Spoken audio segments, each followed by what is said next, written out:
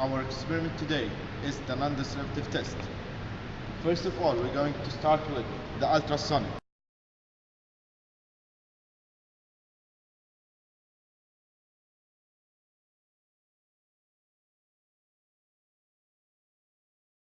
First of all, we're going to do a calibration for the machine itself.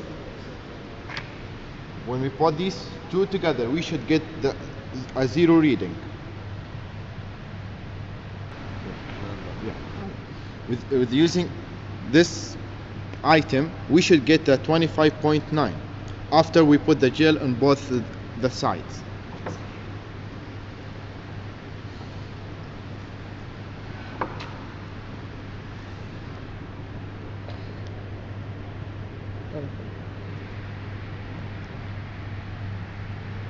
We get almost the 25.9 microseconds.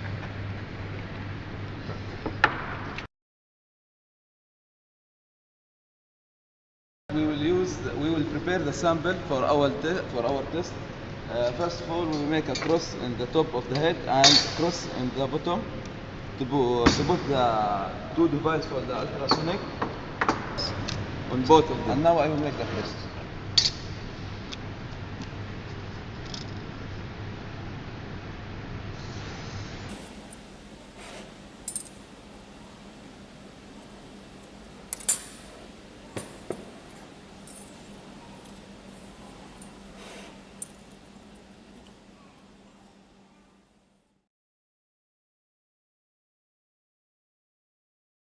So, first of all, we have to make sure that this device is calibrated. So after we make sure, we're going to take now the distance.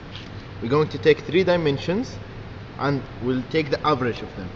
So the first one was 150.16 millimeter.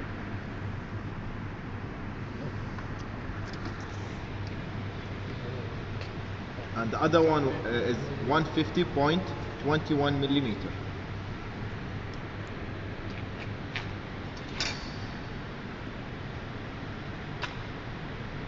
$149.91 millimeter. Now we're going to take the time that it takes the machine that will take. We should make sure to put the two devices on the same side. It's fine.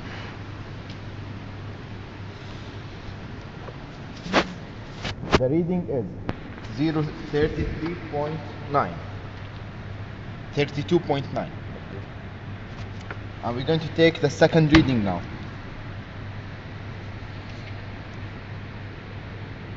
It's 34.6. And now we're going to take the last reading and we'll take the average of the 3 readings that we just took. The reading is 33.5.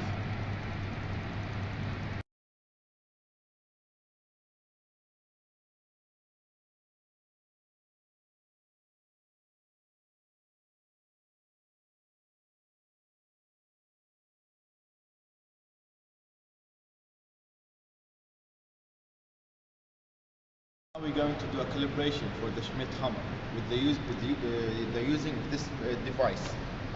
It's called the Anvil, sorry.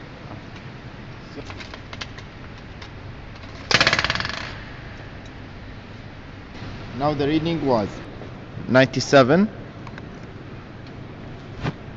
and we can take it as a right reading because in the Anvil we have 80 plus or minus 2.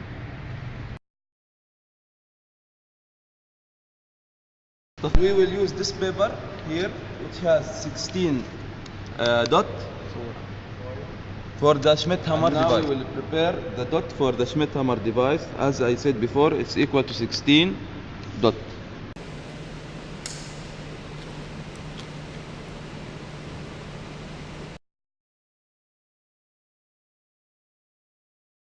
After the machine now is holding the cube, we're going to take the 16-point reading from the Schmidt hammer.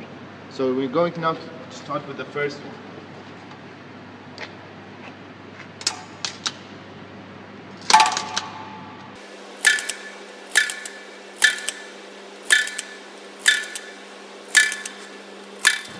after we did the Schmidt hammer, we're going to take the reading over here, and we're going to take the average of them, and any number above or less than 6 from the average, we're going to dismiss it.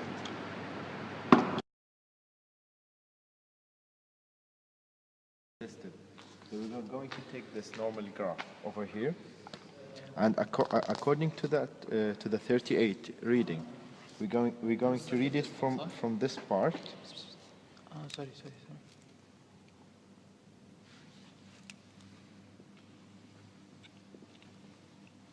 And the reading is for 46 megapascal. This graph is for the 20 millimeter cube, and it's written here for the 150 cube. We have to multiply it by a factor 1.05 over here. So we calculate 46 multiplied by 1.05, and we get the 48.3.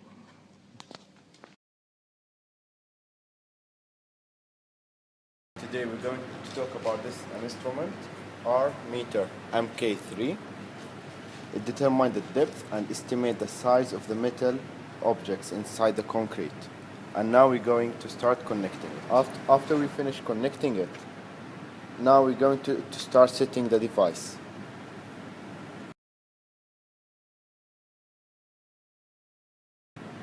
Now we're going to turn on the device, and by default it's going to start estimating the cover. But we can just go back, and either we can start the cover and the size of the steel. But now we are going to choose the cover, and we're going to test it now.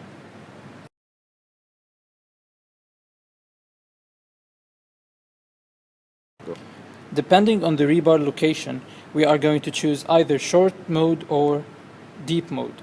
For this experiment, we are going to choose the deep mode. We also have to choose the material type. We have to choose the phi for the material and other characteristics depending on the steel in the concrete that we're going to test. And the last step to start the experiment, we have to go to this option, to this line, highlight, and then we have to press right, the right arrow, and then we have to press it another time. After that, we are going to start testing the device. You can see while moving the device, the peep sound is going to increase and decrease depending on this and the rebar size. As we're going, the peep is going to increase and decrease accordingly to the peep size, to the rebar size.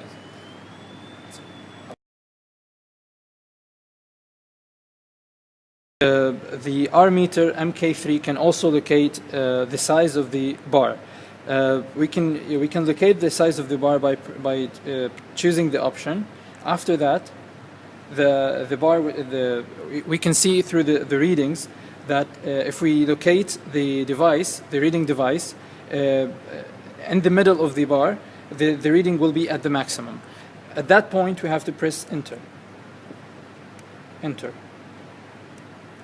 After that, we have to put this block, which is 3/4 of an inch length, under the device, under the sensors, and take the reading again.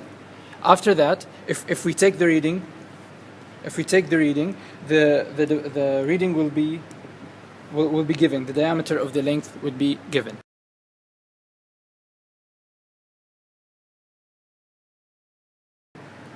This device is supposed to measure the corrosion in a steel bar. This device is called corrosion analyzing instrument. After connecting the device properly, we are going to connect the device directly to the steel bar, and we are going to add mix a chemical with the water, and then we're going to add the chemical to this probe.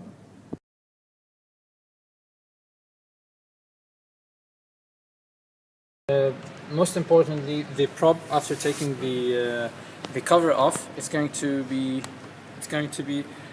moved along the steel bar, and after that the reading would be by pressing star. It's going to show us the darker the display, that means that we have corrosion in that specific position, depending on the values. You can take the readings according to the graph we have.